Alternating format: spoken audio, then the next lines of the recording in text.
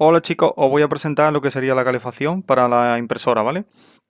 Impresora de resina que lo que va a hacer es que va a poner la resina bastante más fluida y va a hacer que los modelos fluyan mucho mejor porque se adhieren más a la capa de impresión, a la plancha de impresión, ¿vale? Para ello vamos a necesitar un transformador, un regulador de temperatura con un sensor de temperatura que viene ya y el disipador con la resistencia. Esto viene todo en un conjunto, ¿vale? Lo que sería esto viene en un conjunto. El regulador de temperatura viene también incluido con el sensor y el transformador. Más aparte, luego el enchufe, ¿ok? Bueno, pues el transformador lo que va a hacer es convertirnos el resto de componentes que son de 12 voltios. Por aquí entran 240, ¿vale? De los enchufes normales que tenemos en casa entran 240 y los convierte en 12 voltios, ¿vale? Estos componentes que yo tengo aquí utilizan 12 voltios. Lo hay también de 24, pero yo he utilizado de 12 voltios, ¿vale?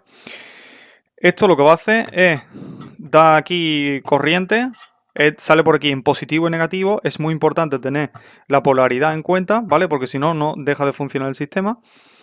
Positivo o negativo, llega hasta lo que sería el controlador de temperatura, ¿vale? Por aquí. Y el controlador de temperatura, a través de una programación que metemos aquí, que también viene dentro, o sea, esto viene todo programado, lo único que hay que marcar es el mínimo y el máximo. Conectar los dos, decir el máximo y el mínimo para mantenerla siempre en un intervalo. Y de aquí va a tomar como referencia la temperatura a través de este sensor. Este sensor yo lo recomiendo siempre ponerlo abajo, ¿vale? Justo en la base o cercano a la base de impresión, o sea, cercano al VAT. ¿Por qué? Porque resulta que el calor siempre va a tender a irse hacia arriba, ¿vale? Entonces, si colocamos el sensor arriba, vamos a tener una referencia de temperatura falsa, errónea. Entonces, ponerlo abajo. Vale, entonces tenemos por aquí lo que sería el controlador de temperatura con que recogería los datos del sensor de temperatura y con una salida hacia el disipador, ¿vale? El disipador, resistencia, es lo mismo, ¿vale? O sea, por un lado lleva el disipador y por el otro lado lleva la resistencia, que sería esto. ¿Qué hace el disipador? El disipador empuja el aire de fuera hacia adentro. ¿Por qué? Porque si no la resistencia se mantendría caliente en este punto, pero no expulsaría aire caliente, ¿vale? Entonces, lo importante aquí es quizás tener controlado el tema de la temperatura, de un intervalo que sea aceptable para nuestra resina y ya dejarlo funcionar y ya está. Entonces, ¿qué va a pasar? Si por ejemplo aquí programamos que la temperatura esté entre 25 y 30 grados y nuestro sensor de temperatura nos dice que hay 31, automáticamente este regulador de regulador de temperatura, lo que hace automáticamente es corta la conexión con la resistencia y deja de funcionar hasta que la temperatura baja, como he dicho, entre 30 y 25, hasta que la temperatura baja de 25, es decir, 24,9. 24,9 que recibe como tal la información el sensor, hay 24,9, la manda al controlador y el controlador dice que tiene que abrir, tiene que volver a encender el disipador. El disipador comienza a funcionar y ya arranca otra vez 25, 25,1, hasta que llega a 30. Cuando llega a 30, este de aquí, o sea, el sensor de temperatura vuelve a detectar que hay 30 grados dentro de la cámara de impresión y vuelve a cortar hasta que vuelven a bajar otra vez a 24,9. Ya había dicho entre 25 y 30 grados. Así que ya está, en total los componentes han sido pues unos aproximadamente 55, no, como máximo 60 euros, depende del presupuesto que tengáis y sobre todo del tiempo de espera que tengáis, porque en eBay son mucho más lentos, pero son bastante más baratos, y por Amazon pues son un poco más caros, pero en un par de días ya los tenéis en casa. Para las conexiones, que quizás sea lo más quisquilloso del tema, para las conexiones lo que he utilizado ha sido estaño, ¿vale?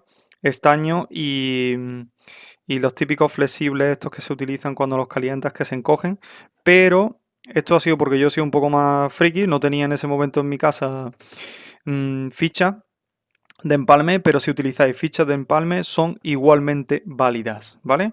O sea, sería una aquí y otra en el enchufe, ¿vale?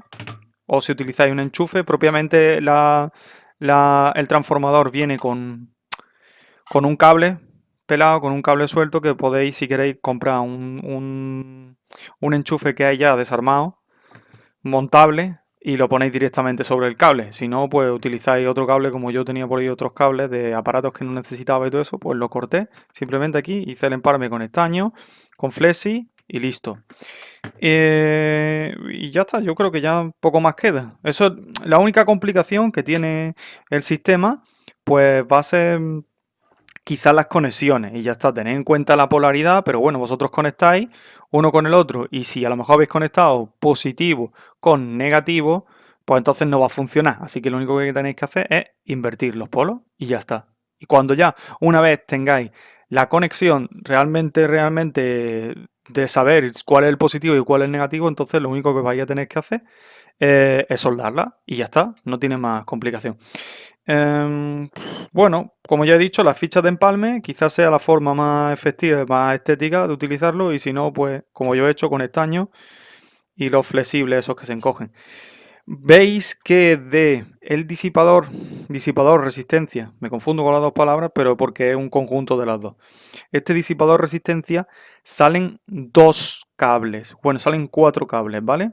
Sale un blanco-negro, o sea, sería un positivo-negativo para el ventilador que está detrás, que no lo vemos porque está detrás. Un blanco o un negro-rojo. A ver, otra vez. Un negro-rojo para el disipador que está detrás, que van a ser positivo y negativo. Y un negro-rojo para la resistencia, que va a estar por delante.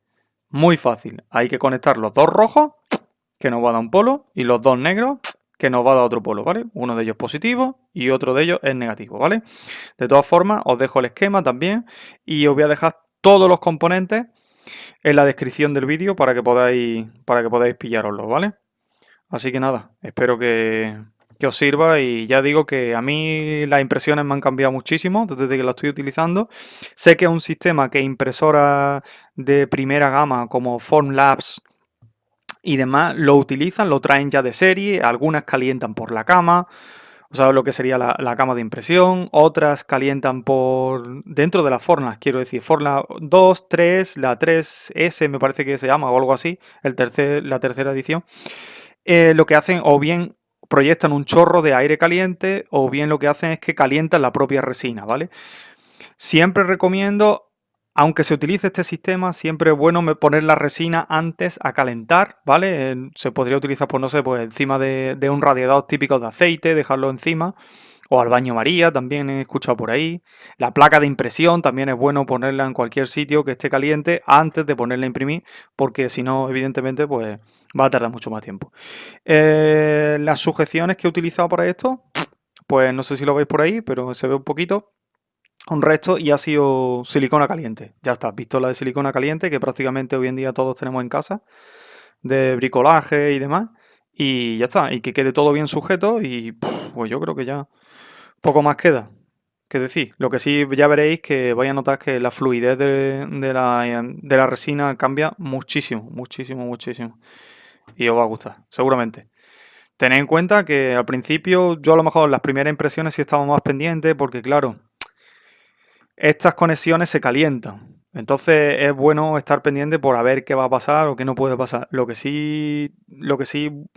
Lo realmente positivo de que un controlador trabaje con un intervalo de temperaturas es que en el momento en el que, como decíamos, como el ejemplo de antes, 25, 30 grados, ¿vale? Yo recomiendo siempre eso, en torno a los 25 grados aproximadamente, 20, 25, 30, porque a partir de los 30, 35, incluso 40, hay muchas probabilidades de que los propios soportes de la...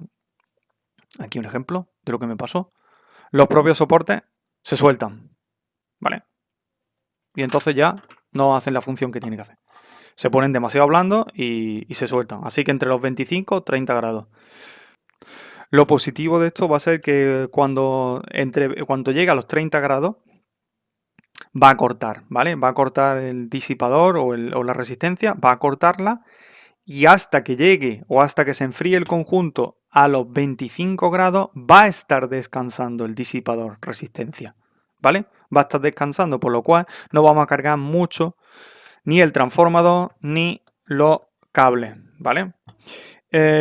Lo dicho, el transformador tiene que ser, hay muchos de 12 voltios sin problema, pero lo importante es que sea de amperaje alto, o sea, que sea de un amperaje de mínimo 15 o 20 amperios. Si utilizáis uno de 15, va a calentarse más. Por eso yo recomendaría quizá uno de 20, aunque esto consuma 10, y esto no consume prácticamente nada. Esto de aquí no consume prácticamente nada. Este sí es el que se va a consumir 10. Pero dejo otros 10 por ahí de reserva para no estar trabajando siempre con el transformador a máxima, ¿vale? Y ya está. Pues si queréis, si tenéis preguntas o lo que sea, dejadlo en la descripción. Yo echaré un vistazo y espero que lo disfrutéis. Un abrazo.